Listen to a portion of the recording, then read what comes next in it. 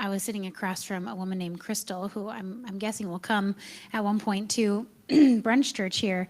And we were just chatting it up, and she said, I looked you guys up online. I live just on, down the road here off of Fremont. And I was like, oh, really? Okay.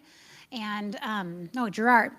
And I live off of Humboldt, so I said, where is it on Girard that you live? And turns out she was just a block behind me, block away. And so we just, started talking about being moms. And I think one of the things that I really appreciate about our space on Sundays, whether it be outside or here, in the morning or in the evening, is my job. Even though I'm working with a lot of people, I don't get to follow people's stories kind of all throughout their life. So, or like, it's like a very isolated thing. So I say I'm a therapist, and so I like sit across from people and I talk with a lot of people. But one of the things that I've really missed is sort of that transfer out of that specific room, where it's sort of like we kind of get to live life together. And then I've also sort of noticed how more and more throughout my week, I eat by myself. So my lunches and sometimes even my dinners, I'm eating by myself. And that has felt kind of lonely. And so even though I work with a lot of people, I think one thing that I've received from, and even just getting to know Crystal's story, is that I actually get to be encouraged by being together with other people, just talking about mom stuff or talking about neighborhood stuff, talking about what God's doing in our lives. And Crystal and I actually had a chance to pray for each other. And this is just someone who I got to know a couple months ago. And actually in conversation, her daughter was there. She's a couple kids.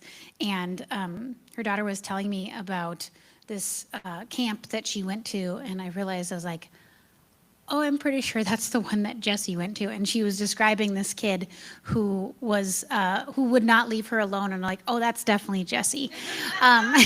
Because Jesse just picks someone who he wants to be friends with and doesn't necessarily. And so it's just really cool that, like, God's heart is for people not to be lonely. And I think sometimes being one of the people who sets the tables for this, I'm sometimes thinking, okay, how can I make sure that other people aren't lonely?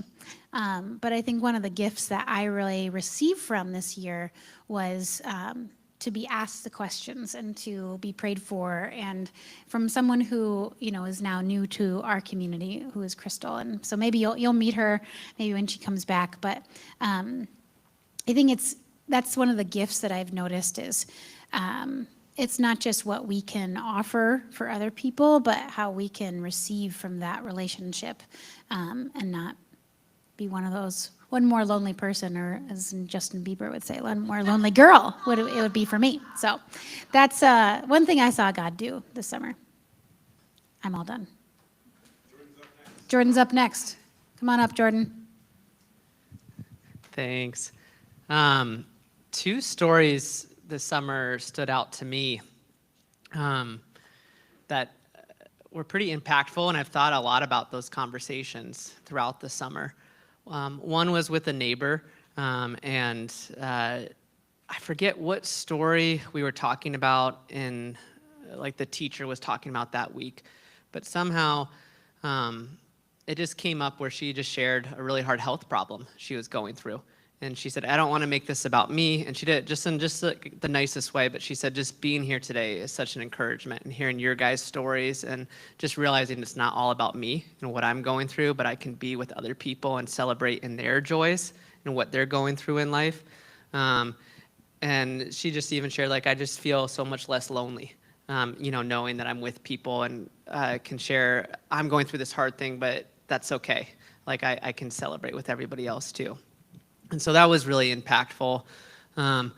Another story from another neighbor this summer was when Dan shared 2 weeks ago, and it was about sort of washing feet, Jesus washing his disciples' feet. And this neighbor was just really inspired by Dan's personal story that he had shared, and just sort of shared very honestly, just different people in her life that she really would have a hard time forgiving, and that she wanted to be close with, but just hasn't to um, to reconcile those relationships. And those are places that cause her great pain. And it was just really cool that we could sort of share that together and um, be with somebody as they're in the process. And just realizing, like, for me to get out of just thinking about my life or my worries or my concerns and hearing somebody else's life and just them sharing and saying, like, hey, I'm looking at Jesus, and I really am encouraged by this person of Jesus. And here's where this story is encouraging me, where I don't have like completeness and where I still am experiencing brokenness. But hopefully Jesus can meet me here. It was really cool and such a very humbling that a neighbor would choose to share that with us. And yeah, just was really grateful from both of those stories. Round of applause for our story shares. Oh, I'm laughing at your applause. It's just nice and soft. And yeah.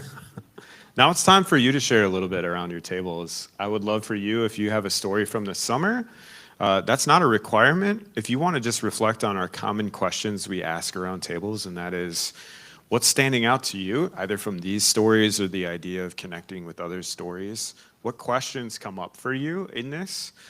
Maybe what tension does this create for you? And what do you think God might be saying to you or to our community from this posture of creating space for stories that our church has? So let's discuss around tables a little bit, then we'll have a time of worship and sharing communion together in a few minutes.